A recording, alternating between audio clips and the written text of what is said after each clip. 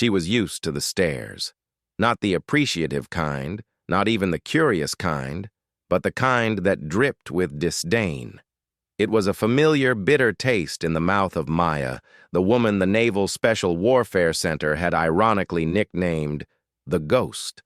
On the sprawling, sun-scorched grounds of the Naval Amphibious Base in Coronado, she was a legend. Here, in the fluorescent-lit, protein-powder-scented air of Iron Haven, a civilian gym off base, she was just an annoyance. Her name was Maya Alvarez, and for the past 8 years, she had been the lead instructor for BUD/S, Basic Underwater Demolition/SEAL training. She didn't just oversee the training, she was the architect of misery, the sculptor of men out of raw, terrified recruits. She designed the evolutions, the beatings, the relentless, soul-crushing tests that separated the SEALs from the quitters. In the classified after-action reports, she was known only by her initials. To the men who passed, and she was the phantom standard they'd spent months trying to meet. To the 70% who failed, she was the reason. But today, in her worn-out sweatpants and a loose-fitting tank top that did little to hide her powerful, wiry frame, she was just another patron. She had driven her beat-up Jeep to Iron Haven for a simple reason: peace. Here, she wasn't the instructor. She was just Maya, trying to get a workout in without anyone yelling, "Hoo-yah, Instructor Alvarez!" every 5 seconds. And the gym was crowded for a Tuesday evening. The usual mix of weekend warriors, college kids, and office workers were scattered across the machines. Maya made her way to the free weights section, a quiet corner near the back, and began her warm-up. Her movements were precise, economical.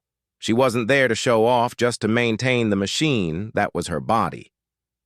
It started with a group of 4 young men near the squat rack. They were loud, confident, so their voices carrying over the thumping gym music. They were the type who spent more time looking at themselves in the mirror than at the barbell, their muscles pumped and defined but lacking the functional, sinewy strength of a true operator. They wore matching, expensive gym gear and laughed a little too hard at their own jokes. Their attention, like a pack of wolves scanning for the weakest member, eventually landed on Maya. She was in the middle of a set of pistol squats. So one-legged squats performed with perfect, unwavering balance.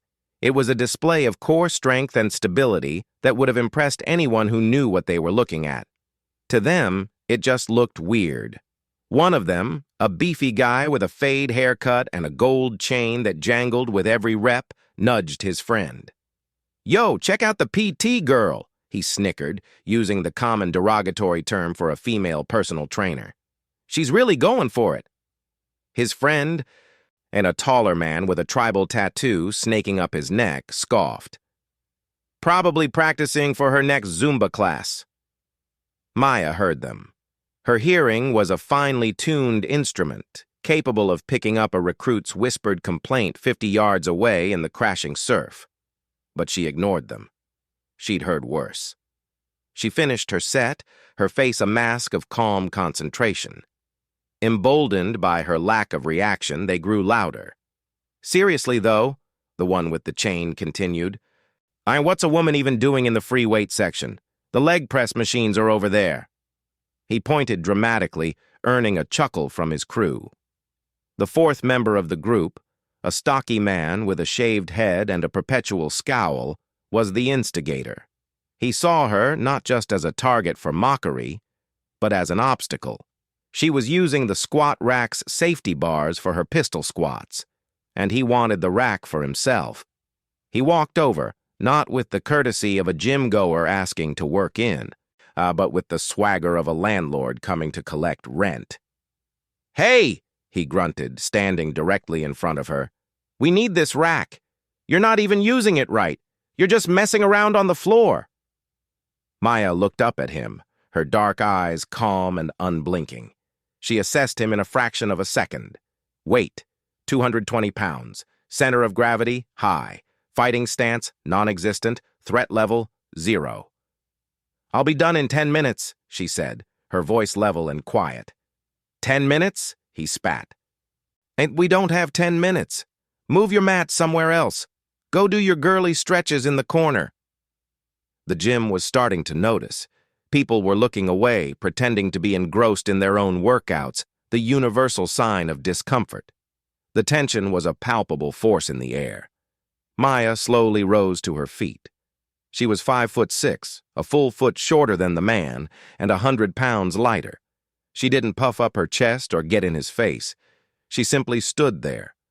A coiled spring of devastating potential and said, "No." The word hung in the air like a grenade pin being pulled. The man's face flushed with anger. His friends, sensing the shift, moved in closer, forming a semicircle around her. The one with the fade haircut laughed nervously. "Bro, just leave the PT girl alone. She's not worth it." "She's in my way," the stocky man growled, his eyes locked on Maya. He took a step forward into her personal space, and he could smell the faint scent of salt water and sunscreen on her skin. He reached out, his thick fingers wrapping around her bicep.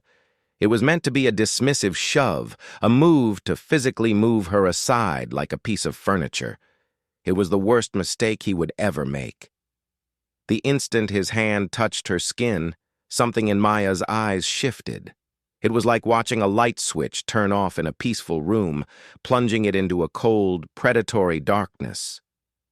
The relaxed civilian was gone.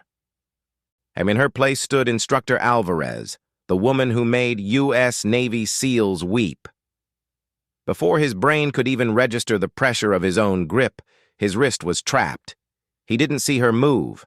One second his hand was on her arm, the next it was locked in a vice grip of iron, her thumb digging into a pressure point on the inside of his wrist that sent a lightning bolt of agonizing pain up to his elbow. It was a pain compliance technique taught in the most advanced close-quarters combat courses she taught. He gasped, his knees buckling slightly as his body instinctively tried to escape the source of the pain. His friends froze, their mouths agape. The scene had changed from a confrontation to an execution in the blink of an eye. Maya didn't stop. Using his own trapped arm as a lever, she executed a fluid hip toss. The big man, who outweighed her by 100 pounds, left the ground. That for a surreal moment he was horizontal in the air, his eyes wide with shock and terror. Then, he slammed onto the rubber gym floor with a sickening thud that knocked the wind from his lungs. Before he could even gasp for air, Maya was on him. She hadn't moved to a mount. Instead, she had transitioned to a scarf hold position, a dominant grappling control that pinned his shoulder and immobilized his entire upper body. Her knee was a perfect fulcrum against his ribs, making it impossible for him to generate any power. One of her hands was free, balled into a fist, but it wasn't aimed at his face. It was cocked back, ready to deliver a devastating strike to his throat if he so much as twitched the wrong way. The entire takedown had taken less than 2 seconds. The gym was dead silent. The only sound was the man's wheezing, desperate attempts to draw air into his shocked lungs. His friends stood frozen, their bravado completely shattered. And they didn't know what to do. They had never seen a fight end before it even began. Maya looked up at them, her expression not of anger, but of cold, calm disappointment.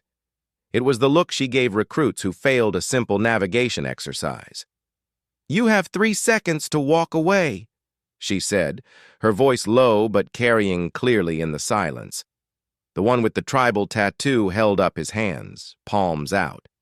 Whoa, lady, just chill. We're going. He took a step back. Then another, his eyes wide with fear. The one with the fade haircut was already halfway to the front desk. They left their friend. They just turned and walked away, leaving him pinned and helpless on the floor. Maya held the position for another long, deliberate moment, letting the message sink in. Then, with the same fluid grace, she released him and rose to her feet. She stood over him, not as a victor gloating, but as an instructor observing a student who had made a critical error. and he rolled onto his side, clutching his ribs, his face a mask of pain and utter humiliation.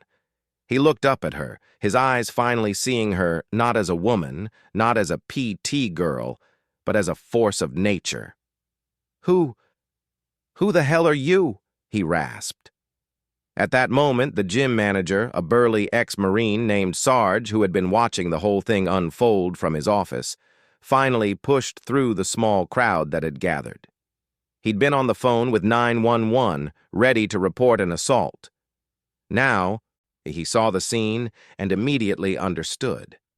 He looked at the man on the floor, then at Maya, and a grim smile touched his lips. "You want to know who she is, son?" Sarge said, his voice full of a grim satisfaction. "That's Maya Alvarez. Senior Chief Alvarez, to be precise. For the last 8 years, she's been the woman responsible for washing out more SEAL candidates than the Pacific Ocean." He walked over and helped the dazed man to his feet. The man's face had gone pale. The word SEAL echoed in his mind, colliding with the image of the woman he had just tried to physically intimidate. The woman he had called a PT girl. The woman whose arm he had grabbed. Maya dusted off her hands, a simple, dismissive gesture. She looked the man directly in the eye. There was no hatred there, only a profound sense of pity. "You have a lot of anger," she said quietly, "and no control. If you can't learn control, that anger is going to get you seriously hurt one day. Today, you were lucky." She turned her back on him, a gesture of absolute contempt and dismissal, and walked back to her mat. She knelt down, picked up her water bottle, and took a long, calm drink, as if nothing had happened. The man, supported by Sarge, was led to the front desk. His friends, who had been lurking near the entrance, sheepishly came forward to collect him. As they left, they didn't dare look back. The whispers started immediately, spreading through the gym like wildfire. Did you see that? She took him down in 1 second. Sarge said she's a SEAL instructor." Maya finished her workout. The free weight section, which had been a magnet for the gym's alpha personalities, suddenly became a very quiet, respectful place. People gave her a wide berth. The loud, posturing men who had been there earlier had either left or were now doing their curls in a far corner, their voices hushed. 20 minutes later, as she was wiping down the equipment she'd used, a young man approached her hesitantly. He was skinny, maybe 19, with glasses and a look of pure awe on his face. He was wearing a t-shirt from a local community college. "Excuse me, ma'am," he stammered. Maya looked up, her expression softening slightly. "Yes? I saw what happened," he said, his voice trembling. "That was amazing. I mean, he was huge." He hesitated, then blurted out, "I'm trying to get in shape. I want to join the Navy. Maybe try out for the SEALs one day. I know it's a long shot. I'm not like those guys." He gestured towards the now empty space where the 4 men had been. "I'm just a nobody." Maya studied him for a long moment. She saw the fear in his eyes, but she also saw something else, a flicker of genuine desire, a spark of a dream. It was the same spark she saw in every new class of BUD/S candidates, before the surf and the sand and the cold had a chance to extinguish it. She tossed the towel into the bin. The biggest mistake you can make," she said, her voice firm but not unkind, "is thinking you're a nobody. Those guys in there, they're the nobodies. They have all the muscle and none of the will, all the noise and none of the substance. The ocean doesn't care how much you can bench press. It cares about your heart, about your guts, about your refusal to quit." She reached into her gym bag and pulled out a small, worn notebook and a pen. She scribbled something on a piece of paper and handed it to him. It was an address and a time. The Naval Special Warfare Scout Team holds a free open PT session on the beach every Saturday at 0500. It's not a tryout. It's just a chance to see what the training is like, to test yourself. Show up, don't talk, just work. If you can't make it through the first hour, then you have your answer. If you can, you come back the next week. Yet you prove to yourself you're not a nobody." The young man looked at the paper in his hand as if it were a winning lottery ticket. His eyes welled up. "Thank you, ma'am," he whispered, his voice thick with emotion. "Thank you." Maya just nodded, a faint, almost imperceptible smile touching the corner of her mouth. She slung her bag over her shoulder and walked out of the gym into the cool San Diego night. The confrontation was already a fading memory, a minor inconvenience in her day. But the look in that young man's eyes, the fragile hope she had just nurtured, that would stay with her. That was the real work. It wasn't about breaking people down. It was about finding the ones with the unbreakable core and giving them a chance to discover it for themselves. The loudmouths and the bullies would always be there, a dime a dozen. But the quiet ones with the burning fire inside, they were the future. And she would be there on the beach at 500 on Saturday, ready to greet them.